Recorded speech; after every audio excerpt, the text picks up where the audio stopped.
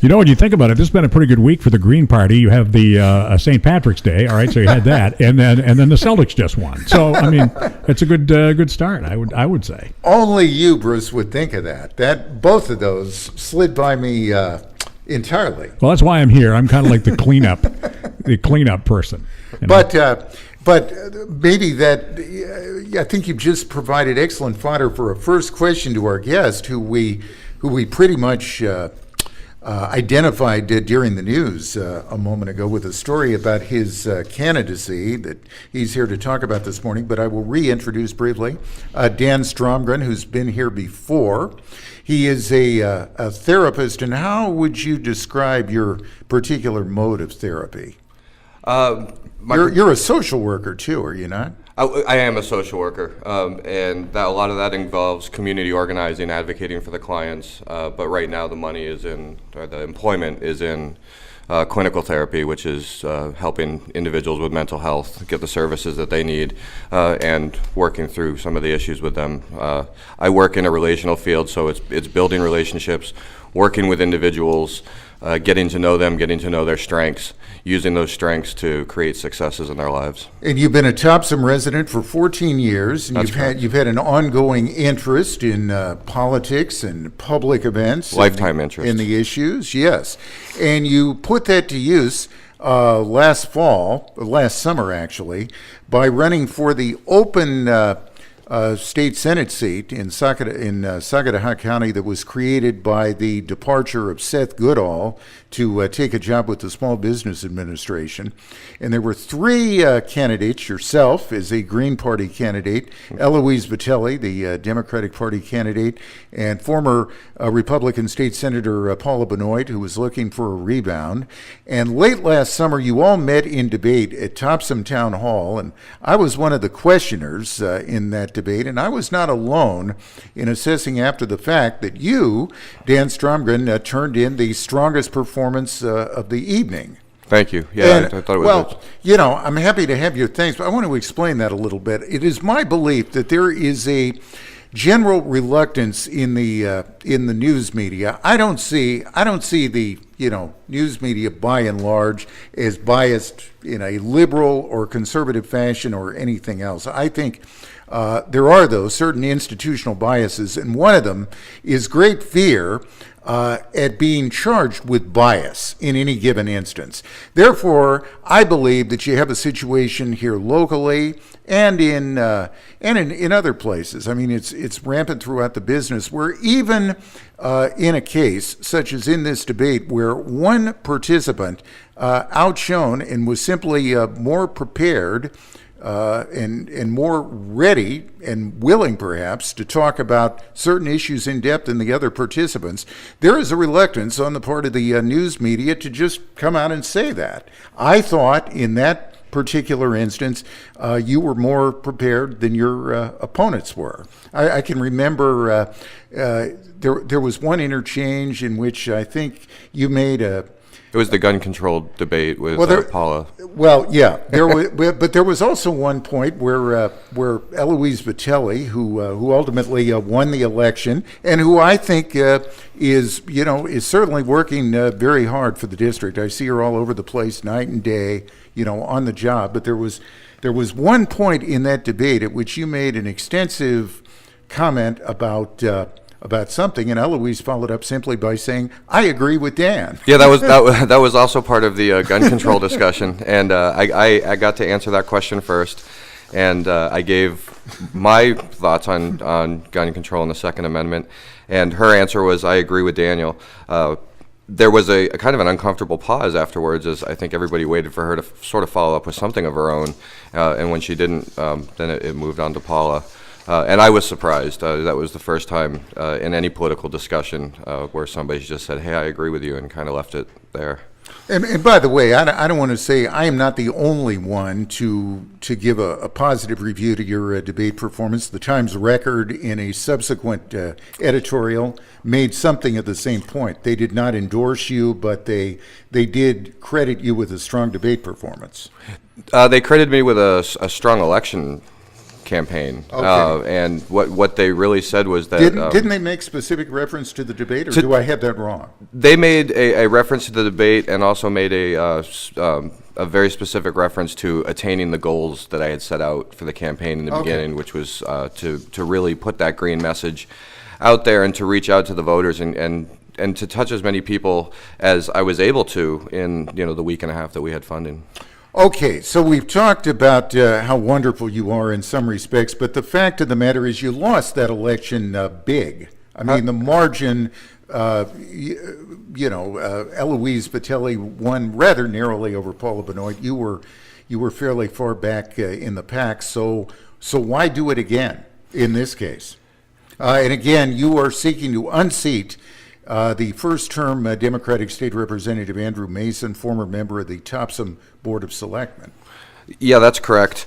I think a big issue is that came out was the idea of community and wanting to really focus on the local community. With the Green Party, we always sort of get second billing, and we're working really hard to change that. To cover 11 towns and to match the infrastructure of the Democrats and the Republicans, the way that I was outspent in that race, didn't seem viable. And so looking at Topsham as my community and wanting to work on community affinity projects, looking at it as a single representative district, which I think is really important because a lot of the districts have parts of this town, parts of that town. Topsham has its own voice in the legislature. It has a single representative that can go to Augusta and can speak for the 12,000 residents of Topsham.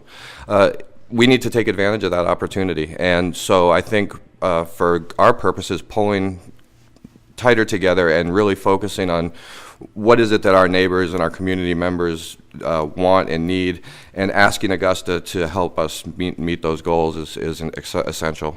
Yeah, and just to clarify, when you refer to 11 towns, that's the number of towns that are in the state senate district that you sought to represent. Correct. Meaning that you really had to spread out and do a pretty expensive campaign, expansive and expensive too, I guess, in some respects, to reach all the people who are geographically spread out in that district. Yeah, well, when you say expensive, we were, of course, publicly funded through clean elections. Yeah. Which you can still contribute to all candidates at maine.gov/clean elections with a $5 contribution if you believe in supporting publicly financed campaigns. But the idea was that these other two parties have such force behind them and out-of-state influence. And in looking in Topsham, we have a lot of opportunities to continue to build, to continue to grow, continue to be prosperous, but we need that strong voice. And so it just brings it back always to community, and I just can't say enough how important that is. So You're going to be doing door-to-door campaigning in Topsham, are you not? I would like to speak to everybody in Topsham. My information is public on the internet. I'm in the phone book under my wife's name, so Karen Stromgren. Well, you want, as long as you're talking about that, you want to give a number at which people can call you and talk to you? Sure, it's 751-7475. Okay, there you go. Yeah, and it's danfortopsham@gmail.com if you'd like to email me. And I would love to have the opportunity to speak to everybody. I'm not going to say that that's a realistic goal, but it is my goal to be canvassing door to door from now until November, pretty endlessly. Okay, we're going to come back and talk to you a little bit about some specific issues. I think we should do that, but I think Bruce would probably like it if we would break for a few commercial words at this point in time, so we will do that. We're talking with Daniel Stromgren, who is this very morning announcing his candidacy for the 54th District House Representative seat, covering Topsham and only Topsham. This is one of those legislative districts that includes only one town, as Dan has been referring to at some length here this morning. We're going to come back and talk with Dan about some specific issues confronting Topsham and, for that matter, the state of Maine in just a moment here on the Mid-Coast Morning Buzz on WCME.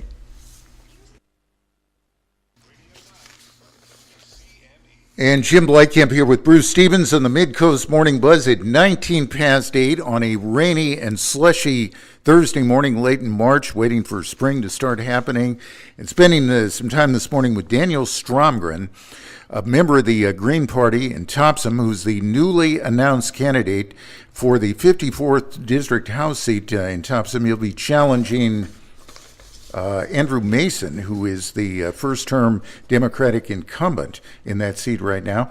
And you were telling me last evening when we talked about this, there's a Republican in the race also. Susan Dolan. Okay. Who is apparently a teacher in Brunswick? The only information I've been able to find for her, it doesn't appear that she has any campaign websites or information up yet. So the only information I've been able to locate on her is that it appears that she's a math teacher in Brunswick. Don't know her, haven't met her as far as I know, but we'll be checking up on that situation. Dan, what's the biggest issue confronting Topsham that would be relevant to a potential state legislator from Topsham right now, in your view?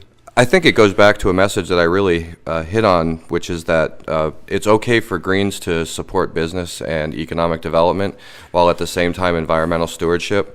And Topsham represents that perfect balance of open green spaces. We have the Catayance River project where the walking trails. We have a lot of open neighborhoods, and we do have places where there is commerce happening. I think the problem is that the commerce is of the nature where we don't have the opportunity to spend money that stays in Topsham and supports Topsham. We gave a lot of tax breaks and TIFs to these corporations that came in. We go to Target and Best Buy and Home Depot. We spend our money and it's immediately shipped out of state. So I'd like to see Topsham kind of shift more towards a local system of economy and also continue to protect the beautiful spaces that we have here. How about the Brunswick Landing redevelopment, in which Topsham is very much a part? That was a big issue on the Senate campaign that I talked about quite a bit. One of the biggest issues that I have is I think, as I said previously, is that it's really important that we get into a mindset of bringing our voice as a municipality to Augusta and not just accepting mandates from Augusta down. So this top-down government is not working for us. A stronger voice will bring the community to Augusta as opposed to the opposite direction. I think that will help in some ways resolve. When it comes to independent politics, both here in Maine and in other places I've seen, I've concluded that people are of two contradictory minds. They like the idea of independence. They like the idea of more parties than simply the two that we've all grown up with and known for generations. They like creative thinkers who might not happen to be a member of one of those parties. But at the same time, and I think this sentiment that I'm about to express right now is something they're more prone to thinking about when they get into the ballot box just before they vote, and they get very practical. They might wonder, hey, how is somebody in the Green Party really going to fit in Augusta to the extent that he has any reasonable prayer of actually getting something done? I mean, who should you be elected as a Green from Topsham to sit in the House of Representatives? Who are going to be your allies? Who are going to be your partners? Who are the people going to be who might assist you in actually getting something done? Like what we talked about off the air, we have a great slate running with 5 Senate candidates and 10 representative candidates, so hopefully I won't be the only one elected. Yeah, but realistically, you might be the only one, or you might have, 2 or 3 other Greens there, hardly enough to really dominate the action. What I call that the power of independence. What it allows you to do is it allows you to be beholden to the issue and to the value system that your constituents hold on the issue. A lot of times we hear politicians talk about how we feel, and when I get to a doorstep and somebody says, what do you think about these issues? I always turn it around and say, well, what do you think about these issues? Because if I'm going to represent you, that's what's important to me. It allows you to caucus with the Democrats or with the Republicans and not have to have the state party mandating or these party lines. It's almost like we've lost this sense of being able to enjoy different flavors of pizza. It's now you either like pizza or you don't. You can't like a pepperoni pizza over a sausage pizza, or I mean, I know that sounds like a silly thing to be bringing up with politics, but it's true. We've been so polarized from the Washington D.C. on down that there's not a lot of freedom of thought among the two major party candidates, and so being able to go up as a Green independent and being able to say, I'm going to really talk to my constituents about how they feel about this issue, and then that's the vote that I'm going to bring, whether it's Republican, Democrat, or Independent, is the power of independence, and I think that's important. Let's talk about a very topical issue this morning. Should we spend millions of dollars in this state to crack down on drugs, as the governor proposes? I work in Lewiston and other communities. I don't want to pick solely on Lewiston, but that's where my personal experience is. Certainly, there is a problem with drugs. With the legalization of marijuana, I know that's been a big issue with the Green Party. Again, I go back to that's a community choice. I think that the community should be able to vote on that. I don't know that that's a state issue. And if that, I personally think if we're going to have convenience stores selling alcohol, if somebody wants to go smoke a joint, that's their private business. But so I kind of agree with David Sinclair that, Bath made a decision to not allow drinking in their parks.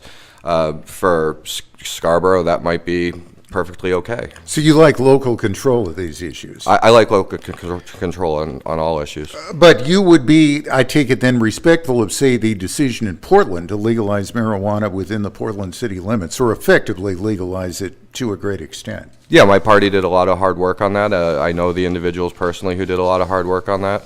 I chose not to make it an issue of my campaign last August because I didn't think it was something that was going to help or was a pressing need of the individuals in Saginaw County. But that was the choice of the Portland voters, and I completely respect that. By the way, we're starting to run out of time here, but I just want to get your views quickly on one other issue that keeps coming up day in, day out, that being the expansion of Medicaid in this state. Key financial issue, also a key health issue. Your view? My view has always been, and there are videos out there on the internet of the Richmond Grange debate from last year. I agree with Medicaid expansion. I don't buy the governor's argument that we're going to get this money for 3 years and then suddenly we'll be left with all these jobs and all of these services that we don't know how to pay for. Healthy people make healthy communities, and if the communities are stronger, we'll find ways to make up the budget gap. But right now we've got 70,000 Mainers that need health insurance, and we've got to cover them. Okay, Daniel Stromgren, you're a fine guest because you're responsive to the questions and you answer them in some depth, and thanks for coming in this morning. Absolutely. Thank you for having me. To talk about your second political campaign. Again, Dan received some notable kudos for his debate performance last year in the debate that preceded the special state Senate election, and he's back at it now, challenging the incumbent Democratic State Representative Andrew Mason this year in Topsham. And that's where we stand in local politics right now, Bruce. And please, Topsham,